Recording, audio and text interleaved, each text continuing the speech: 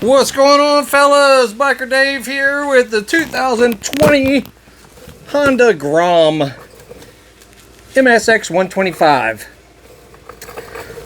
Overall, it's in good shape. Need a little TLC here and there, so we've ordered some parts. And just going to do some maintenance and other little fix-ups to it before we get it ready to roll. Awesome little bike. This is the first one that I've come in contact with, actually. Very cool little bike. Just wanted to show you what we've got for it. We're giving it, the standard oil change, and if you do that properly, you have to remove the right side engine case, which means you also have to replace that gasket. Also replace the oil rotor gasket. We're going to go ahead and do the oil screen as well, just because, and it doesn't cost much. And we're going to do a spark plug as well, so there's that from our friends at American Honda. And I noticed it was a little jerky letting the clutch out, so I'm assuming the clutch is just burnt because the oil was kind of old on it. So we're going to do the entire clutch basket assembly, clutch hub, new springs, all that good stuff. Also, chain and sprockets. Got a nice Regina Gold 420 chain. New rear sprocket. New countershaft sprocket. Because these are, they're pretty worn out. This bike has about 4,500 miles on it, so it's time, whatever. Also, the air filter. So I'll get a new air filter.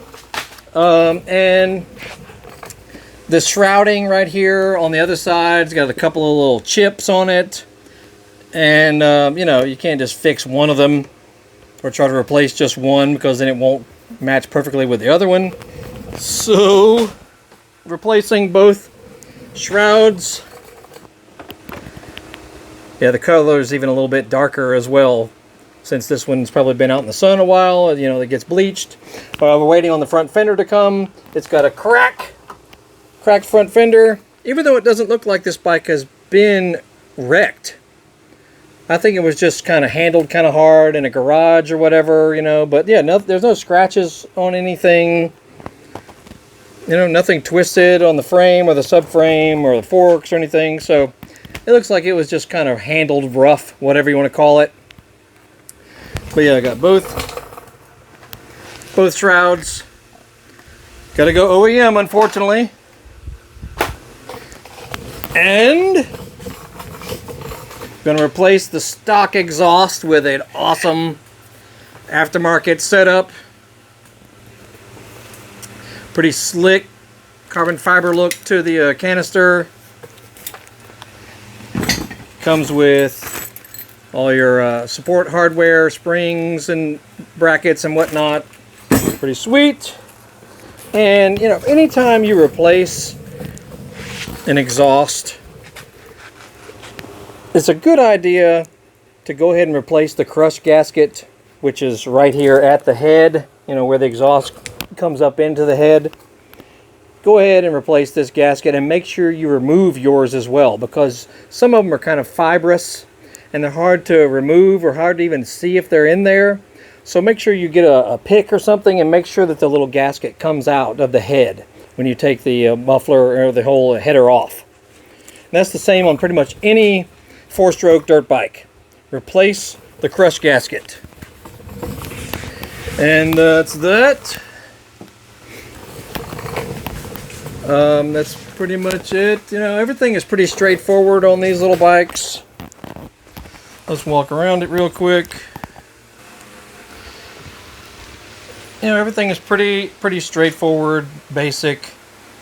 But see, you have to take that right side half case off to properly do an oil change on this bike, because that's where the strainer screen is located.